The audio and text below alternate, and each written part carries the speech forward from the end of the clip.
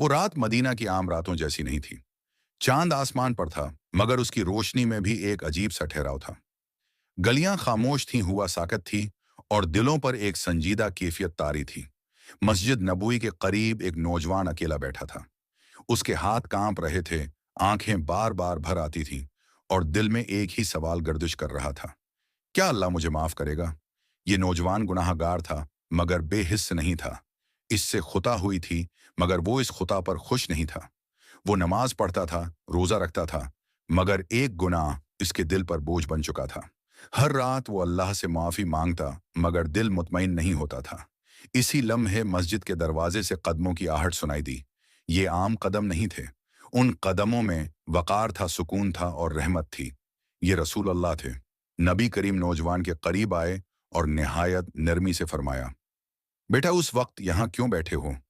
नौजवान ने सिर उठाया, आंखों में आंसू थे और आवाज लरज रही थी। उसने कहा, या रसूल अल्लाह, मैं अल्लाह से डरता हूँ और मैं अपने गुनाहों से भी डरता हूँ। नबी ने फरमाया कि या तुम जानते हो अल्लाह किस बंदे से सबसे ज्यादा मोहब्बत करता है? नौजवान खामोश रहा। नबी ने फरमाया, उस बंदे से जो गुनाह के बाद शर्मिंदा होकर अल्लाह की तरफ लौट आए। ये सुनकर नौजवान रो पड़ा। उसके आंसू जमीन पर नहीं गिरे, वो सीधे आसमान तक पहुंच गए। नबी ने फरमाया, जब बंदा तन्हाई में रो पड़ता है तो अल्लाह फरमाता है, ए फरश्तो गवाह रहना, मैंने उस बंदे को माफ कर दिया। नौजवान ने कपकपाती आवाज में कहा, या रसूलुल्लाह, किया अल्लाह वाकई मुझे माफ कर देगा? नबी ने फरमाया, अगर तौबा सच्ची हो तो अल्लाह ऐसे माफ करता है जैसे गुनाह हुआ ही ना हो। ये अल्फाज नौजवान के दिल में उतर गए। इस रात मदीना ने एक टूटा हुआ दिल संभाल लिया था। इसी मदीना में एक और घर भी जाग रहा था। ये घर हजरत फातिमा रजी अल्लाह अन्हा का था। घर में सादगी थी, दीवारें खाली थीं, मगर दिल अल्लाह की याद से भरे हुए थे। हजरत फातिमा चुकी चला रही थी। हाथों पर छाले थे, मगर जबान पर शकवा नहीं था। हजरत अली ने आहिस्ता से कहा, क्या मैं रसूल अल्लाह से खादिम मांग लूं?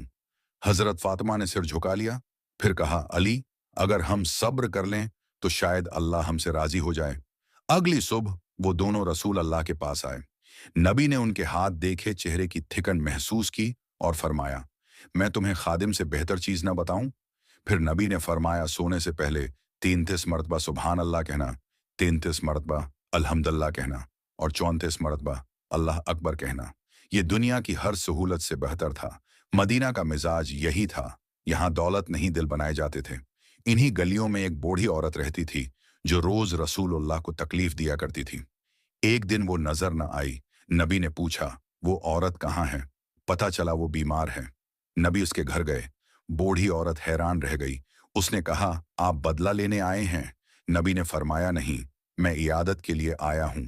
उसी लम्हे उस औरत का दिल बदल गया। उसने कलमा पढ़ लिया।